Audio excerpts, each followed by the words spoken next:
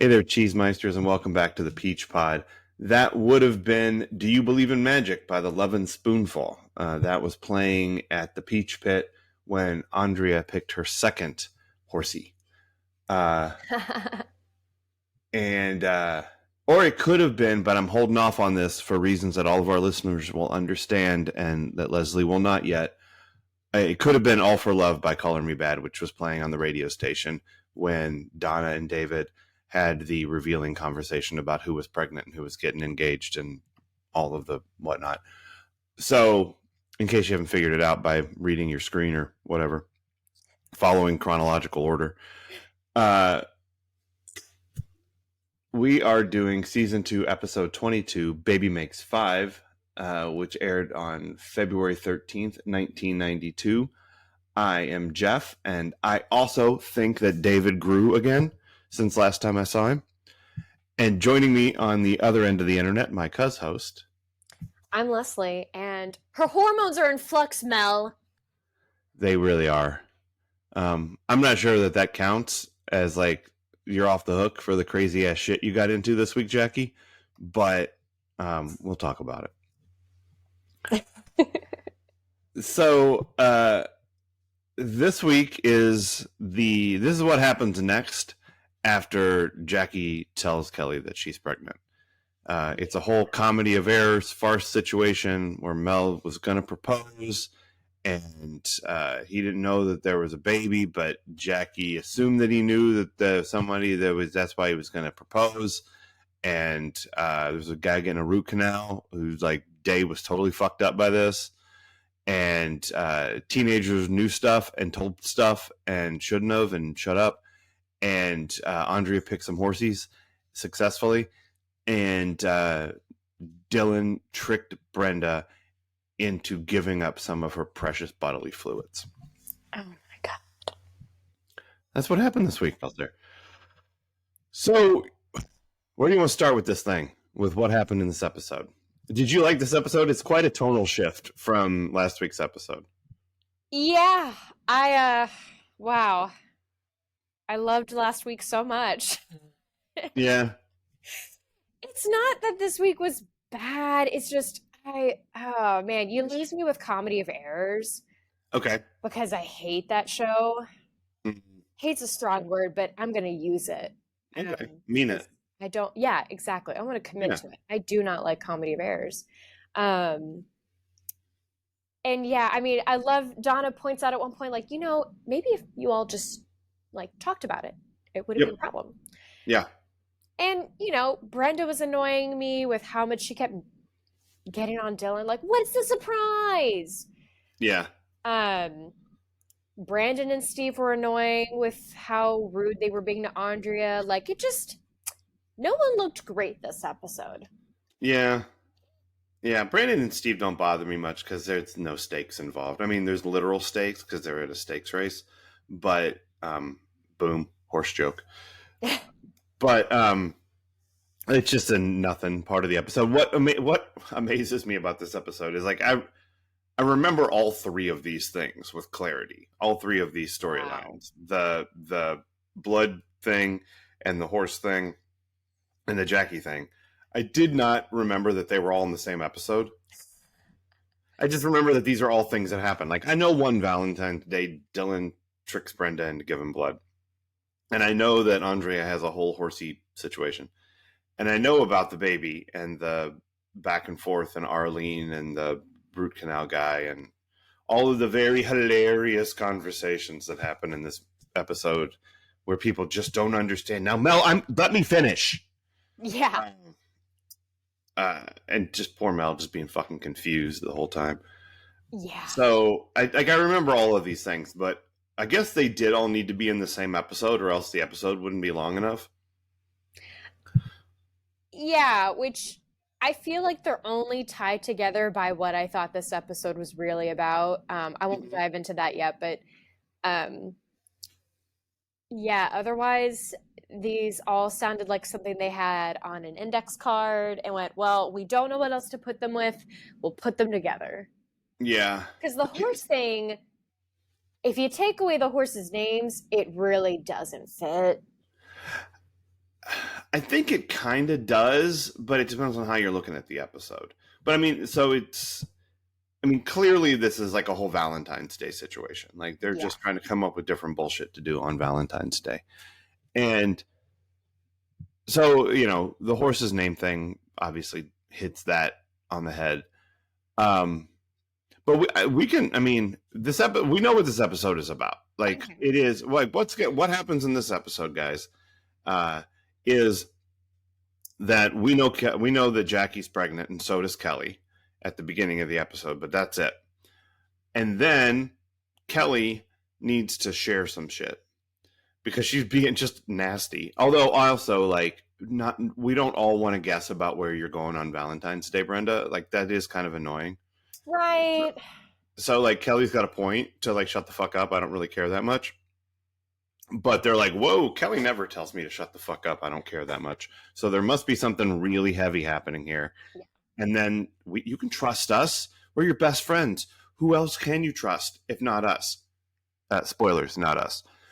And so Kelly tells them about Jackie, and Donna, sworn to secrecy, immediately goes into a radio booth with potentially a live microphone. Yeah. We've seen be a problem this season. People just like spilling their guts in the radio booth. Like we're lucky that the whole school didn't know Jackie was pregnant after that brief conversation, and that Mel was going to propose. Like everyone should have known following the conversation in front of the live mic. Yeah. But she tells David, or David is like, you can tell me I'm your boyfriend. Well, first, let's see. He's like, oh, Kelly must be acting weird because she senses that something's up. And Donna grabs the wrong end of the stick and begins to beat around the bush with it. And finds that she's like, well, so it's okay. I already know about the baby. What baby?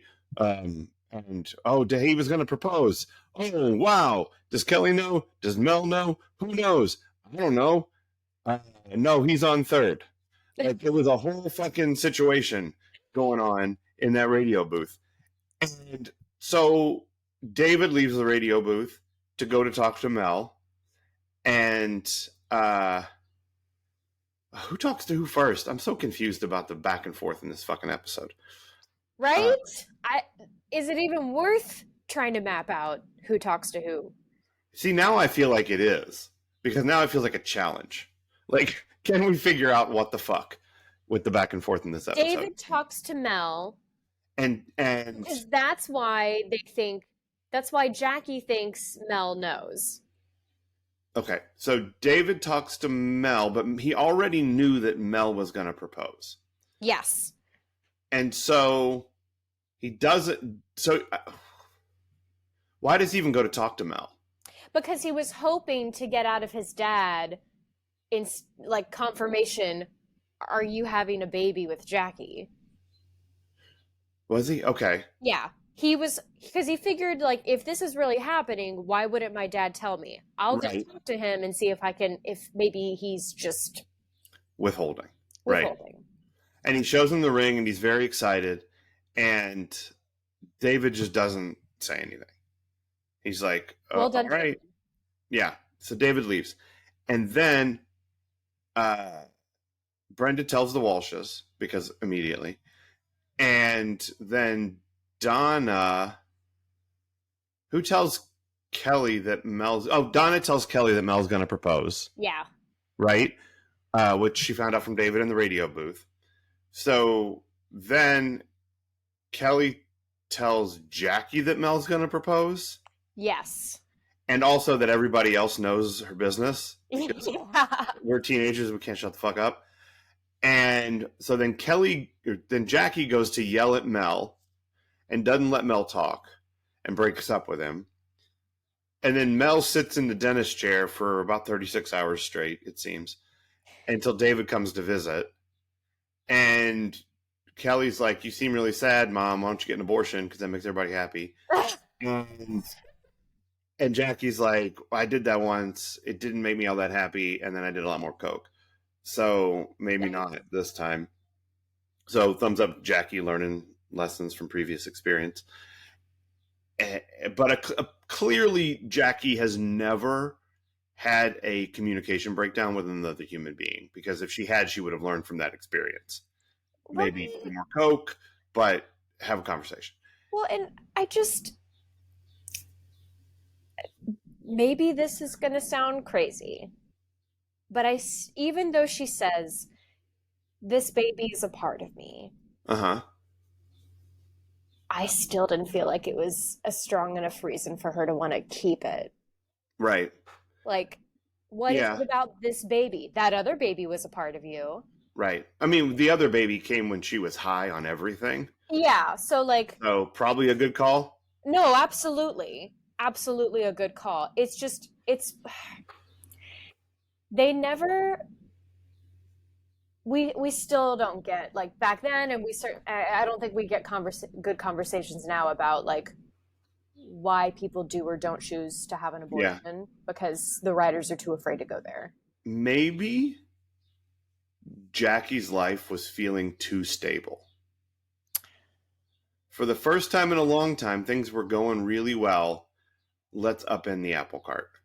And I'm presented with this opportunity called baby. Yeah. Because Jackie, up to this point, has largely lived in chaos. So why not default to chaos? Well, and she tells Kelly, I wasn't looking to marry Mel, you know? Right. Yeah. I think they were just looking to like for I think they would have gotten married eventually. Because Sure. that's like they're sort of they're sort of enjoying the idea of living their lives together. Yeah. You know, and we're going to travel more. You guys are almost out of school. This sounds, yay. And then the baby thing screws it all up. But I don't know, maybe that's what she was thinking. Like that's why we're keeping this one. But why I I almost find it harder to understand.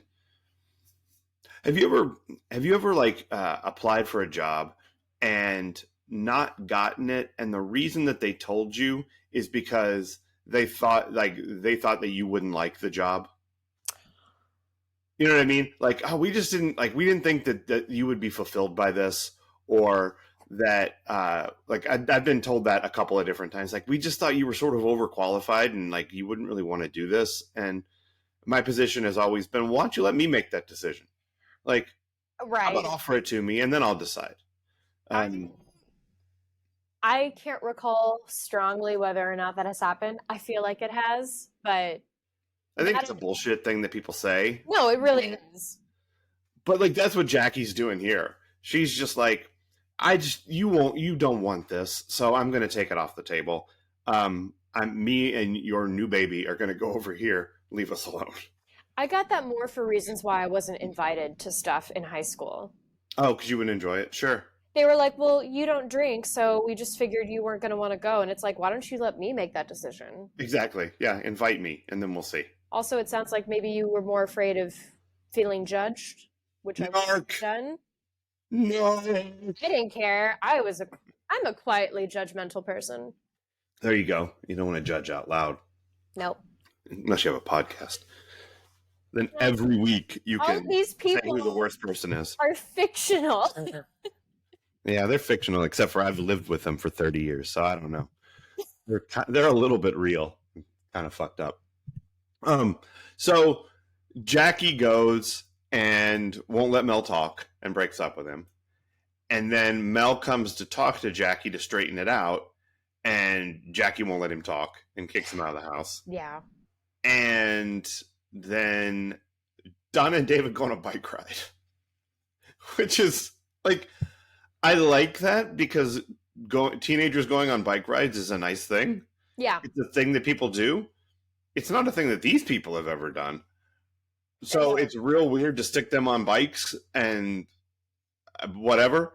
But, they worked it out. And Donna, right again, suggests that David goes and talks to Jackie. He does. He irons it out. Tells her that she's the one who told Mel that she was pregnant. Now Jackie feels stupid.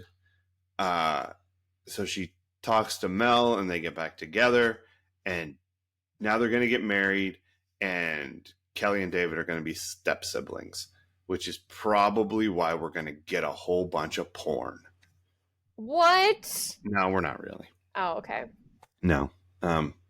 But, you know, that's what happens. That's true. When teenagers become step siblings. She needs to avoid the laundry room. That's fact. I don't know. Jackie has a maid. I think they're going to be all right laundry-wise. Yeah. So that's what happened in this episode. Oh, and then Dylan, there's a whole thing where Dylan's taking Brenda out for Valentine's Day, and he won't tell her where they're going. So it's a bunch of hints that lead up to them going to a play that I've never heard of. Nope. And Given Blood, which I have heard of.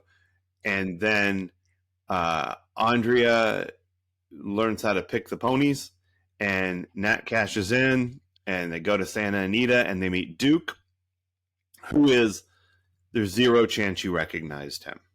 Because why would you know, A, who this person was, or B, what he looked like? Wait, tell me, because he did look familiar to me. Okay. He probably doesn't look familiar to you for the reason that you will know who he is. He's been in stuff, like he was in movies and things, but he was an actor. He was a musician. He had a band called Billy Vera and the Beaters, and their big hit song was "What Did You Think I Would Do at This Moment?" which for anyone older than you is deeply connected to an episode of Family Ties. Oh, yeah, it was a big one. With I think it was with when Tracy was leaving, like when Alex and Tracy were, and she left, and it was a whole thing, and it was all of this. So none of this means anything to me. Do you not know that song? Have you never heard that song? I feel like I have, because it sounds familiar, but my neurons aren't clasping onto that memory. Well, it's possible that song doesn't sound like the way I sang it, because I'm the one who sang it. No. It's possible that it wasn't. Yeah, well, I mean, I gets it done, but it may not always be the way that you expect it to be gots done. So anyway, Billy Vera plays Duke, and he had quite the hit song for the Gen Xers. All right. But like, it's not like when he showed up, they were like, "Hey, that's Billy Vera." Like they didn't advertise it. It wasn't a like this week's special guest Billy Vera from Billy Vera and the Beaters. I mean, they didn't even play a song in this episode. It's not like when Boy Meets World had people from the Monkees on all the time. Yeah. That's awesome. I mean, it is, but no one my age knew. We were like, who are these people you're bringing on, and why is everyone going nuts for them? That's right. And where's the one with the hat? Yeah. I bet you Mike Nesmith never even showed up. I don't think so.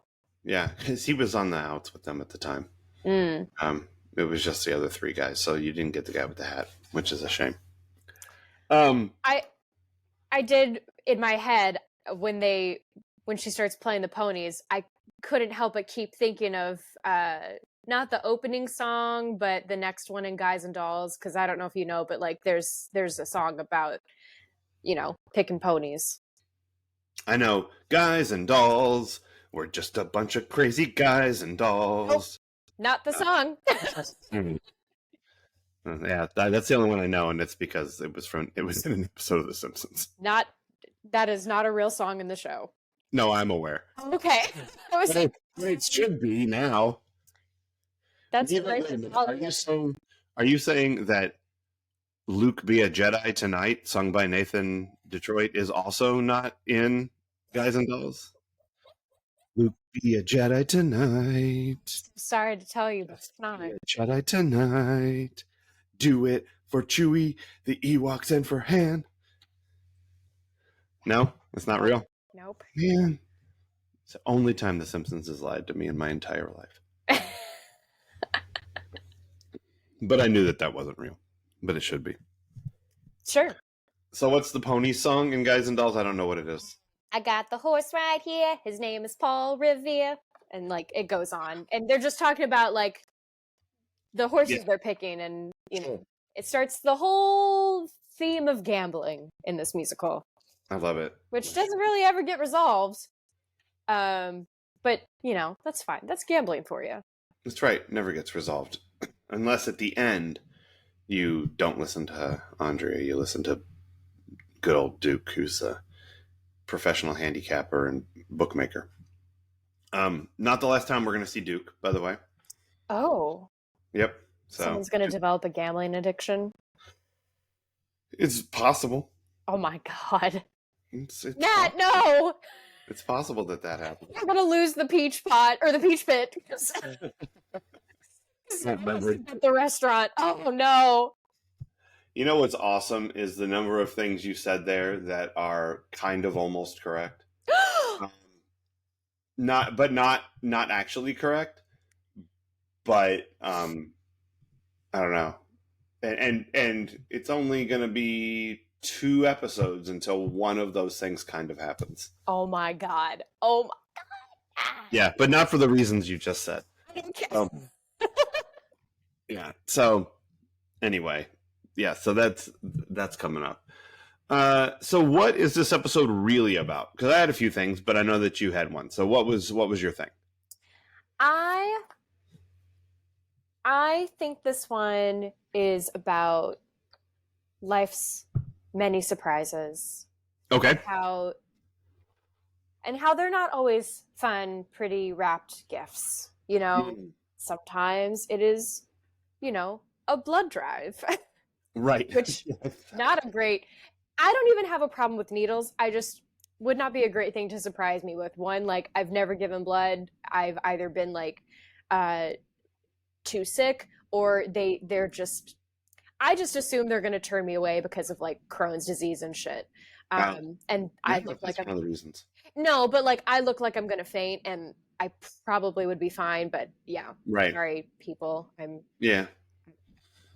Anyway. My dad and my sister have both given a lot of blood, so they make up for me. Okay, good. Obviously, getting pregnant is a huge surprise, especially if you're not planning on getting pregnant. Yeah. And there are many mixed feelings about that in this episode. She's been pushing 40 for a while. Oh my God, that's so mean. Fuck you, Brenda. I know. What do you know about that? Pretty rough.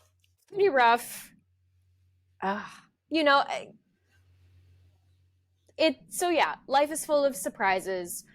Some you're going to be okay with, some not, maybe eventually, because like Kelly, is now getting a stepdad and a half sibling and a step sibling, and she is not thrilled about any of this. She puts down her drink during the cheers. It's just like, okay. Yep. I'm out. I'll go to therapy for all of this. Yeah. What's amazing is how important this baby becomes to things that happen later. Like this baby starts the ball rolling on some shit. Oh no. Yeah. That it's a lot to hang on a baby. I'm hoping the baby, I feel like part of why she wants to keep the baby is she thinks that will keep her from ever wanting to go back to her addicted life. Gotcha. But that is a lot to hang on a baby. Right. And the stuff that gets hung on little Aaron Silver here is Aaron, yeah. And you know what's great is I can just say that the baby's name is Aaron Silver, and you don't know if it's a boy or a girl. It's a girl. I've seen photos. Oh, fuck. All right, so you know it's a girl. But Aaron Silver is the character that carries through to the sequel series that happens in by the time when she's in high school. That's when the show picks up. So yeah, so we get to see Silver as she goes by in high school. Wow. As a teenager, which creates a whole lot of weird fucking continuity stuff, but that's for probably never. Yeah. So, but the things that happen as a result of Jackie having a baby now there's no way you can guess. Like it just it's like what? That's why this all okay. So I could So make some insane predictions. you really could. Okay, let's do that. So there's going to be a baby. Jackie now has a baby. I want you to think of the weirdest consequence and of this baby being around, and try to go like 4 steps deep. Like Jackie has a baby, so now she buys stock in Pampers, and Pampers. She invests heavily in Pampers, but it goes out of business. So she loses all of her money, and she and Kelly and Aaron end up on the street because Mel won't have them back in his house. Wow. Like go that far down. None of that should happen that I just said. But like go that far down the line. See if you can come up with something that happens to our main characters because of like 4 steps removed from this baby being born. Okay, so here's what's immediately coming into my head. Okay. You know, they have a baby, and naturally intimacy kind of goes out the window for a bit because they're tired and everything. And so in a night when they try to like recreate some romance, there are all these candles lit, and Aaron knocks one over. They have to the entire house burns down, and they don't know where to go live for a minute. And so from all the stress, Jackie falls back into addiction, and that's as deep as I've gotten. Okay. I like all of that. It's almost more realistic than what actually happened. Yeah, I can't wait. And you don't have to wait very long. This is like start of season 3 stuff. Well, I'm glad. Yep. Mel's gonna die. So it's just gonna be wonderful. God, Mel dies in a dentist accident. Tragic dental accident. Total eclipse of the sun that happens on the day Aaron is born. Plant shows up outside Mel's dentistry, and he's like, Arlene brings it in, says, "You know what we need here? We need more plants." Exactly. Good for you. Chandaru. And then David hears the plant mention his need to be fed one day, and David, being the ultimate sucker of this, oh my God, and Donna would be the perfect Audrey. Oh, this is brilliant. This is what's happening. If you don't give me this, I quit. I don't risk. I like it. That's a long way to go. That is weirder than what actually happens in the show, but not by much. Great. No, yeah, I agree. Not by much. Okay. All right. So yeah. So this starts the ball rolling on some stuff. So yeah, life surprises. They're good, bad, and eventually you'll be okay with them. All righty. So I think one of the things that this episode is about. I'm gonna put. I've got them listed in an order here, but I think I want to do the first one last. So let's just say secrets don't make friends. Friends make secrets. That's true. This is a mess because you're not allowed to tell people, but literally everybody tells everybody. Don't tell kids shit. Yeah, like stay away from the West Beverly Hills grapevine because it takes 30 seconds tops for Donna to spill this secret. Because Donna knows, like you hold on to this stuff and it just eats you from the inside. So she gets it right out. Yeah. And then like it's everybody who doesn't immediately tell the secret that's a problem. You know? Like Jackie's like doesn't want to tell Mel, and Mel's not telling Jackie he's gonna propose. And it's just those two assholes not talking to each other. Like they have secrets, and that's bad. When you just tell everybody everything, everybody figures it out. It's fine. Yeah. And so like even like, and Dylan is spending the whole episode keeping this secret from Brenda. You know, like what if she doesn't want to give blood? Right? You know, what if she gave blood and, you know, like she's like severely anemic and they didn't know it. And then she has like a really bad reaction or something. What if Brenda doesn't like free orange juice? or Little Debbie oatmeal cream pies. Oh, Like, yum. I know those are really good. She should like those. Yeah. But you know, you're just dragging people out and making them give blood on Valentine's Day Because of something you went through? Right. Jesus, Dylan. Shared trauma. It's not all about you. I want to know who was Really screaming. I know. I don't think we ever find that out. But that's a pretty rough accident to go through. You go through the windshield. Yeah. What you got is this little scar in your eyebrow. Like, how did you get the sexiest scar ever, Dylan, from a car accident when you were a child? Lucky bastard. I know. We're the lucky bastards because we got to look at it. That's true. That's what I think. I also think that this episode was really about that you should follow your heart until it's time to use your fucking head. Because that's what Andrea's doing. She's following her heart. She's picking these horses until Duke is like, I was with you up until this one, but this one's dumb. And she listens.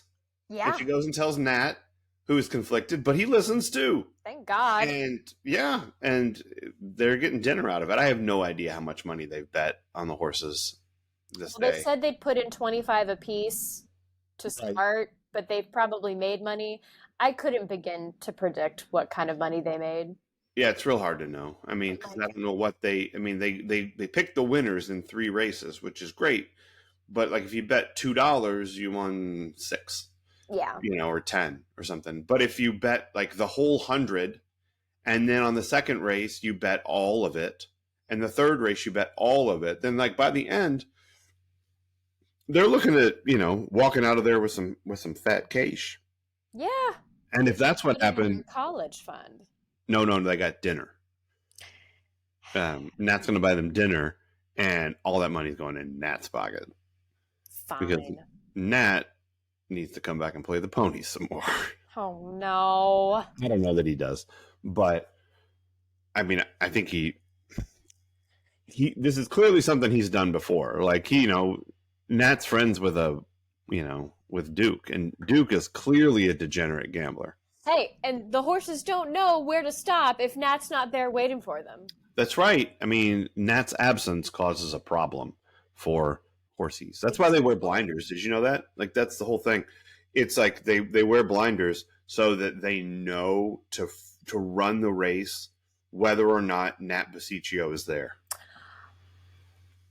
Yeah, that's I thought it was the to history keep them from being bullied by the other horses. No. I mean, like some people are like it keeps the crowd out of their line of vision. It helps them like focus and whatever. It's all Nat centric. People just don't tell you that. Oh, okay. Yep, all about Nat, which most things should be. I think Joey's the best. But here's what I think it's about, like in its entirety, and I kind of think that as we get to the end of the season, this is going to be maybe a truth about the season in general. Oh. Parents are total fuck ups. Like this is not a problem with the kids. I mean, the kids, they fucking blab too much. But like we're getting yet another example of the parents not knowing their asses from third base. And like this, like we had, you know, Jackie before was such a, you know, just such a nightmare when we first met her, having all sorts of problems. Like Jim and Cindy have all this money trauma that they've been dealing with. You know, Cindy had the loneliness. Cindy had the like total unwillingness to learn Spanish. She had the Glenn of it all. You know, Jim's like worried about his job, and then he's not worried about his job, and then he can be worried about his job again. And, you know, Felice is just out there, abstinence only lady. Making her daughter feel like she's only worth marrying for her looks and not her brains. That's right. And she's not going to get any better as a human, Felice. And, you know, Jack McKay's just straight up in prison. So, and Iris isn't even trying. Yeah, Iris is like, here's some money, peace out. I tried, I'm out. I tried. I don't know how to parent, Cindy. I only like So- mind gyms. Oh my god, that's like a mind gym. I'm not going to get mad at her for the mind gym. The cayenne is a little much for me in the drink. It really opens you up, but I'm not feeling it. You can really taste the garlic. The garlic, yeah. Oh, fucking Iris. So like all the parents are a nightmare, Yeah. and the kids are surviving. Like they're having their own shit, you know. Like they're. I mean, I don't know. And even Nat, like, it's not a great example to take teenagers to the racetrack and make them pick ponies for you. Like, it's not. That's not awesome that's a adulting. desperate move. Yeah. I mean, we still like Nat because you know, like they won money. Even though it's now 2 episodes in a row, he has said some problematic shit about women. Because he mentioned, Yeah. like, yeah, I dated this girl once who always had ideas, but I didn't listen to it. And then she left. And it's like, wow, you are showing some colors there, Nat. I'm getting a little nervous. I think what Nat's saying is he's learned from past experience, just like Jackie. So No, I think Nat's still all right. I mean, clearly he has a gambling problem. he's but the whatever. best adult we have in 90210. He really is. No, he 100% is, and we're going to continue to see. I do think that is the story arc of the season. Is I don't know how these kids survive these stupid adults. So what you're saying is, by me not having children, I will be the best adult for these kids to be around. It's quite possible. Yeah, it's quite possible. You're a good example. I think Thank you. a note of sarcasm there, and I don't appreciate it. No, I'm making no judgment. I think you're a great example of someone who won't give blood. You don't care about others. No, you're the one who said it. You said, I don't give blood. No, that's what you said. We'll play the tape back. You said, I don't give blood because fuck other people. That's what you said. That's what I heard. Wow!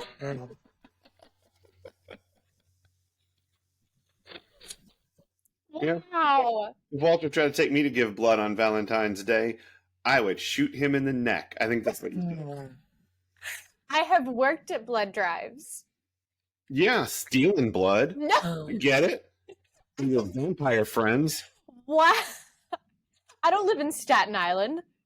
Well, I mean, there's vampires everywhere. I mean, there were vampires in Brooklyn. They look like Eddie Murphy. Oh, it's true.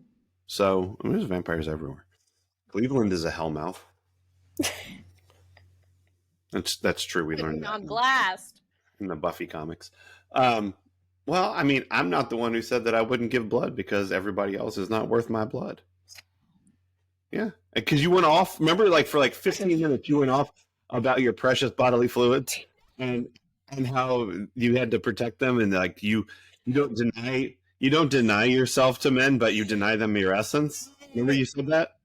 I don't feel safe anymore. I'm not. You said, "Feed me, Jeff," and I fed you. I fed you. Remember? That's what I'm saying. I don't know. It feels like it is. Wow. Typical man putting words in my mouth. Ugh. Typical Leslie not sharing her blood. Y'all don't want this blood. It's full of depression. And Rocky Road ice cream. I suddenly don't feel like living anymore. What the hell's happening? Why do I feel so morose? This infusion was a downer and a half. Yeah. Oh, man, not even the cookies and the OJ can help. Dude, Yeah. that helps everything. It's free. Why do I want bourbon all of a sudden? See, your blood is helping people. Whiskey has always been good to me. Whiskey is great. I'm a fan. Thumbs up for bourbon. Shouts to bourbon. We like bourbon. Yeah, represent us. That's right. All right. What else is this episode really about? I don't know. I got personally attacked. I wasn't expecting that today. I wasn't expecting to do that either, but here we are. Here we are. It's fine. I go where the bit takes me. Listen, you have a few more days of May to make fun of me, and then you have a whole month where you can't say shit about me, because it's my month. Is that how it works? It is. That's how I've decided it works in my 30s. It's fun. Take the whole month. I wrote down this note. I wrote that you can't predict anything or plan for anything except how you'll respond to it. I'm not even sure you can plan for that part of it. I think Well, true. I think you can have maybe not how you. I mean, when I say how you'll respond to it, you can at least plan like, okay, I'm not going to lose my head over this, or I'm going to do my best to stay calm in whatever life throws at me. right. No, I think you can definitely work on the way you respond to things. I think it's really hard to do it to a specific thing. Of course. You know what I mean? Like, you can learn how to control your response to life's ups and downs. I'm not sure you can like really nail down exactly how you're going to feel when like you get pregnant accidentally at 39 and you've got a 17-year-old.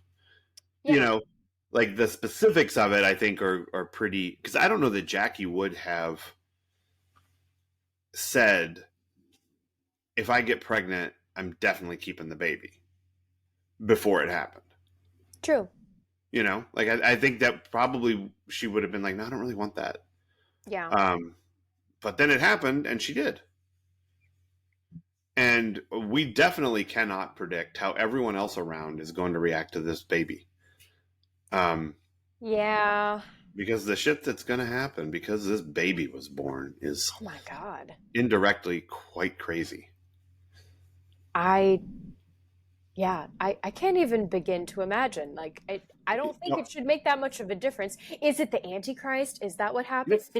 Actually, the baby has 3 9s on her forehead. What's that Neil Gaiman book about the Antichrist being born? It's that. Oh, is it Good Omens, that one? That's it. Yeah, that's a really funny book. Have you read it? I have. Yeah, I highly recommend Neil Gaiman's work. Especially Good Omens. It's very funny. Aaron Silver is the Antichrist, and that is why everyone loses their mind. That'd be a real interesting show. You know, there was this soap opera in the 80s. I think it was Santa Barbara. And I never watched it. But I'm pretty sure that like there was like supernatural shit that happened in the middle of the soap opera all the time. Wow. Yeah, like I feel like maybe there was a vampire or something. I just remember it being weird. Here we go. Supernatural soap opera is what I'm Googling. Passions is the one I'm thinking of. Oh, I've heard of that. I think you're right. I think there was, because anytime I'd be flipping channels at that time of day, I feel like that's one where I would occasionally see weird shit and be like, I'm not watching this one. Yep. Yeah, it was. It was called Passions. It's a different show. Interesting. Yeah.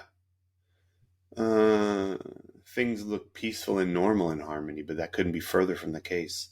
Passions explores the lives, loves, and losses of 4 core families who reside in Harmony. The Cranes, the Lopez Fitzgeralds, the Bennetts, and the Russells. I don't know. Wow. Apparently this was a thing. So this show could have been ahead of its time and just been like, guess what, vampires or whatever. But I think we had to wait for Buffy for that to happen. God bless Buffy. All right, what did this make you nostalgic for? Probably your best Valentine's ever? Something like that? Oh man, this one's tough. I feel like it only made me nostalgic for going to Churchill Downs. Sure. Like, that's the only thing that came up for me. Because they were like, it's hat day. And I went, you mean Derby Day? Right, every day? You mean every day at Churchill Downs? Yeah, oddly enough, it did not make me nostalgic for Valentine's Day, which I'm honestly not a fan of Valentine's Day. It just feels like a day to stress out couples. Sure. And I reject that. Yeah. And I am, like, let's be real honest, hashtag good husband every day. So. I mean, yeah, I'm an amazing partner. So, like, why would we only, I know you're making eyes at Laura right now. Yeah, she's looking at me. She's giving me the look that says, "You're full of shit, but also you're right." Yeah, I mean, why would we only celebrate love one day a year when we can celebrate it many days? That's right. All And days. like if you want to celebrate Valentine's Day the Dylan McKay way, wouldn't you want to do it on another day when you could bring all of your 17-year-old friends and not just, I mean, there's way more blood to be had from this group. Yeah. Like bleed them dry. Just stick that pick in and take it. Before they accidentally do it to themselves. That's right. Car crashes, which has to happen at some point, or cars. Windshield. Yeah, straight through the windshield. Gosh. Yeah, I don't know if I had a whole lot of nostalgia around this one. But like that teenage Valentine's thing is kind of fun. If you're dating somebody. If you're not, then it's fucking torture. Yeah, I never had a date on Valentine's Day in high school. Yeah, I think I did once at the end. And it was fine. I don't remember what we did. We didn't get blood. I can tell you that. I wasn't that impressionable Dylan. And I hadn't been through a windshield. So, different life experiences. But yeah, sure, Valentine's Day. Let's just be nostalgic for Valentine's Day because it's summertime now. And it's whatever. It's a day when you eat candy or some shit. I don't know. It's Valentine's Day here's my problem with Valentine's Day. If we're just going to shit on Valentine's Day. Please. Is it like you got this whole I'm going to eat healthy, but man, Halloween's right around the corner. And then you get fucking candy. Oh, yeah. And it's well, I got to finish some of the Halloween candy. But then oh shit, it's Thanksgiving. Now there's pie and all of this stuff. And then it's well, so nope, it's Christmas time. Everyone's making sweets because we don't want to buy them for their stuff. All the sweets. Oh, good. It's New Year. I can take a little bit of break. What? I got to buy somebody a whole box of chocolates in February? And it's the beginning of February. Shit, that's a lot. And then it's okay, but now I can really get on top of it. What, Girl Scout cookies are available? Son of a bitch. It's this whole string of the world conspiring to keep you from eating healthy because there's too many tasty things out there. And I think if you took Valentine's Day out, you get a 3-month window there where you might be able to recover from Q4 of the year before. And so I think it's Valentine's Day's fault. I mean, my whole thing is I get stressed about any holiday that requires gifts because I unfortunately take after my mother in that I don't think I buy good gifts for people. So yeah, for me, it's oh my God, Christmas. Okay, I'll do the best I can to make something cool or find one cool thing that I can afford. And then, oh my God, we have our, Walter and I have our anniversary January 1st. So it's okay, do something that day. Oh my God, now it's Valentine's Day and You totally skipped my birthday, but whatever. We're never in the same place for your birthday. Of course we celebrate your birthday / New Year's Eve. Everybody celebrates me. But I just want to make sure that we're aware that we're doing it.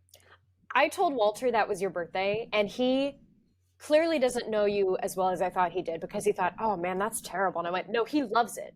No, it's great. He thinks everyone is celebrating him. That's right. Midnight, everyone is saying, Happy Jeff Day. That's right. And then that's why New Year's, when the ball drops, everyone's sad. Because they're Jeff Day. Yeah, it's oh, we got to wait this is this second is the furthest away we'll be from Jeff's next birthday. And that makes everybody sad. And so they seek out comfort in one another, kissing and whatnot. And singing songs that they don't understand the meanings of. Yeah. It's the only way to comfort because we've killed that language. Yeah. In their time of the nadir of Jeff. Everyone is just they're not good with it. And so it's understandable. But you have you can at least put a tourniquet on that wound by celebrating your own relationship. So exactly. See, we celebrate you first and then immediately go into celebrating us. Right, which helps. Like, I mean, I'm sorry that it like celebrating your anniversary is such a fucking downer because you're like you're still in like the come down, but I think it does take the edge off. It does. It does. You know, so good. I'm glad I could help. I'm a giver, unlike Leslie, who says you cannot have my blood Oh my God. Now because you're poor or whatever. Whatever your reasons, I don't know what your reasons are. So they're going to turn me away. Okay. 'Cause I look like a fainting type. I mean, when I became of age, I was underweight, so I couldn't do it. Like, and I mean, I'm a healthy weight now, but they're still. I don't know what they're gonna say. Well, can I recommend not bringing your fainting couch with you? But it's so nice and it's I mean, I comfortable. get it. It's super comfy, but it sends a message. It matches my outfit. Well, you only have one outfit. I go there in my petticoats and corset Oh, and okay. traveling costume. You can wear whatever you want as long as it's short sleeves. Okay, well, my arms? That's that scandal. Yet another reason Leslie won't give you her essence. Wow. You all couldn't handle my essence. It's a real downer. That's right. We'll take you to Chinatown. All right, who is your Steve Sanders Memorial worst person of the episode? Also a tough one. I'm gonna put in 3 names because they all equally annoyed me. Lovesick, Grandamore. Brandon, duh. Steve for piggybacking off of Brandon, and then Nat for, I don't know, saying some sexist bullshit this week. Okay. Like, yeah, he kind of reminds me of some friends of the family who are like, I love you. You say some antiquated bullshit, but I still love you because you're nice to me. You're nice to my family. I hope the OTB. Yeah, I hope you change your mind on some things, or hope you correct, like, hey, maybe don't say that. That's not as nice anymore. But yeah, all 3 of these dudes were disbelieving Andrea, and only because she's a woman, and were just acting like asshats. And their hats were stupid. Well, Nat had a decent hat, but like Brandon. Yeah, Brandon's hat was dumb. And Steve just had his hat turned around backwards because he's cool. It's the 90s. That's what you do. That's right. That's what you do to be cool. For me, it's Jackie. I knew it. Because I just, like, shut up and listen to somebody every now and again. And maybe all this would be a little bit less nuts. I'm not a fan of the story trope where, like, the whole thing could have been solved with a 30-second conversation, but everyone refuses to have that 30-second conversation. Yeah. And so you end up in nonsense land, which is where we end up in this episode. It's just some nonsense because Jackie won't listen to anybody. So, I mean, like, hormones, whatever, I get it.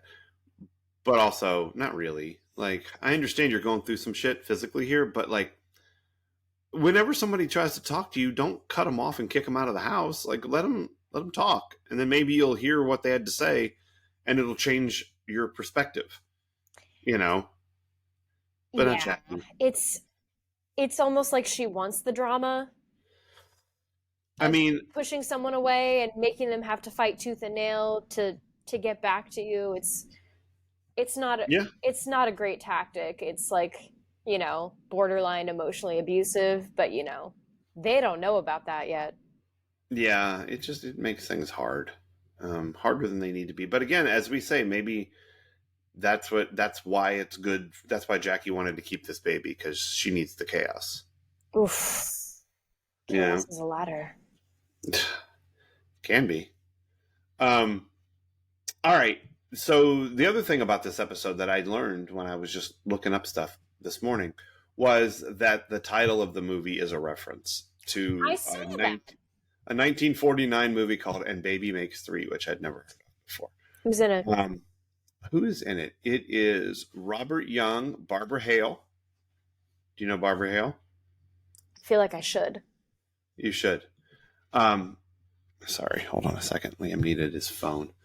So Barbara Hale played Della Street.